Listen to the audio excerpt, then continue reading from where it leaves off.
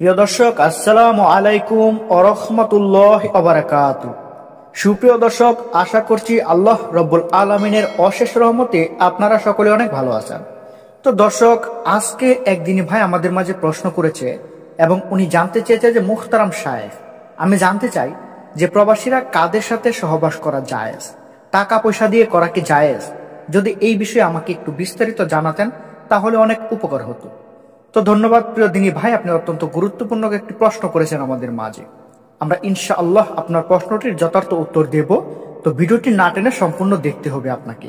তো চলুন শুরু করা যাক। প্রিয় ভাই, আপনি জানতে চেয়েছেন যে টাকা পয়সা দিয়ে সহবাস করা জায়েজ হবে কিনা। প্রথমেই বলে নেই, এটা একেবারেই জায়েজ নয়, এটা হচ্ছে জেনা। কোনো প্রবাসী ব্যক্তি যদি বিবাহিত থাকে বা অবিবাহিত থাকে, সে যদি অবৈধ যৌন ক্রিয়ায় লিপ্ত হয় তাহলে সেটা জেনার পর্যায়ে চলে যাবে। যদি বিবাহিত হয় তাহলে সে এই জেনা করার জন্য তার মৃত্যুদণ্ড পর্যন্ত শাস্তি পেতে পারে।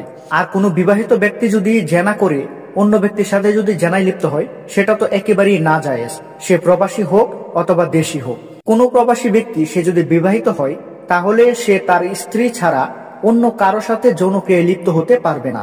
এবং কোনো অবিবাহিত ব্যক্তিও যদি হয় তারপরেও সেই ব্যক্তি কোনো হারাম রিলেশনশিপে জড়িয়ে যৌন ক্রিয়ায় কারো সাথে লিপ্ত হতে পারবে না। হলেই সেটা জেনার পর্যায়ে চলে যাবে এবং এর শাস্তি অনেক ভয়াবহ। জিনা ব্যভিচার একটি চরম অপরাধ, অনেক অপরাধের সমষ্টি, মানব সভ্যতার জন্য মারাত্মক হুমকি, নির্লজ্জতা ও বেহায়াপনার চূড়ান্ত। এতে অত্যাধিক মানসিক, শারীরিক, চারিত্রিক, সামাজিক বহু রকমের বিপর্যয় ঘটে। এর কুফল কখনো কখনো গোটা সমাজকে আচ্ছন্ন করে ফেলে। ইসলামে জিনার কাছেও যেতে নিষেধ করেছে। আল্লাহ তাআলা বলেছেন, তোমরা ব্যভিচারের কাছেও যেও না, নিশ্চয় তা অশ্লীলতা ও বিপদগামিতা। সূরা বানী ইসরাইল 17 নম্বর আয়াত। জিনা কত নিকৃষ্ট তা বোঝার জন্য একটি আয়াতই যথেষ্ট।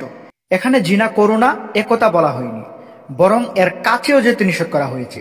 এ থেকে অনুমান করা যায় এটা কত জঘন্যতম অপরাধ। ইসলামে শুধু অবৈধ শারীরিক সম্পর্কের চূড়ান্ত রূপটাই জিনা নয়, বরং যেসব কাজ জিনার প্ররোচনা দেয় সেগুলো কঠোরভাবে নিষেধ এবং তা জিনা বলে গণ্য। প্রিয় দর্শক, এখানে এই হাদিসে বলা হয়েছে যে কোনো ব্যক্তি যদি চোখ দ্বারা সে জেনায় কর্মকাণ্ডগুলো দেখে, মানে অশ্লীল ভিডিও দেখে, মানে অশ্লীল দৃষ্টিতে যদি সে কোনো বেগানা নারীর দিকে তাকায়, তাহলে সেটা হবে তার চোখের জিনা। আর হাতের জিনা হচ্ছে সে যদি কোনো ব্যক্তিকে হাত দিয়ে স্পর্শ করে, সেটা হচ্ছে হাতের জিনা।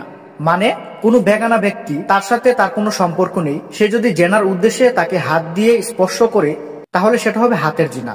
আর কানের জিনা হচ্ছে কোনো অশ্লীল কাজ হচ্ছে, আপনি অশ্লীল কথাবার্তা আপনার কান দিয়ে শুনছেন, সেটা হবে আপনার কানের জিনা।